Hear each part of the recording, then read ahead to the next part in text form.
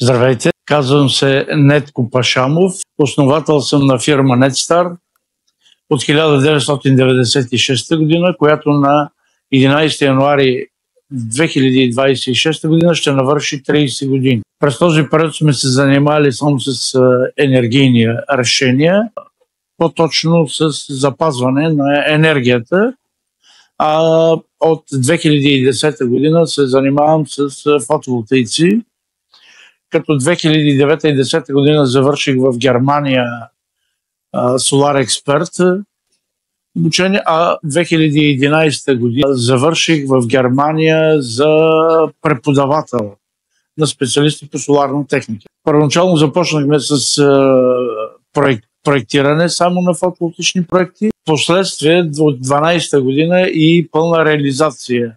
Проектиране, доставка и инсталиране, а от 2 години правиме вече и поддръжка на фотоволтичните системи, като до момента мога да заявя, че сме инсталирали близо 7 мегаватт пик покривни системи. До момента съм работил с много марки, но от тази година, благодарение на Александра, Netstar е партньор на EcoGreen Energy.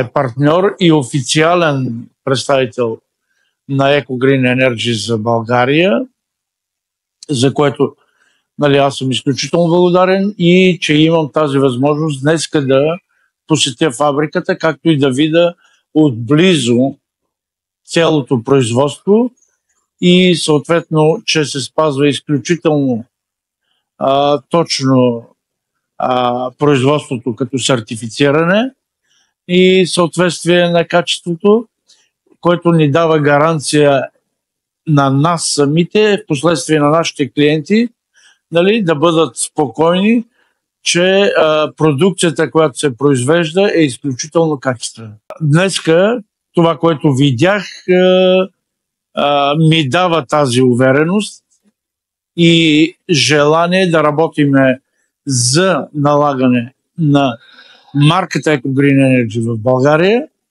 като се надявам това да стане в най-скоро бъдеще. Нашият партньор или нашия цел сме.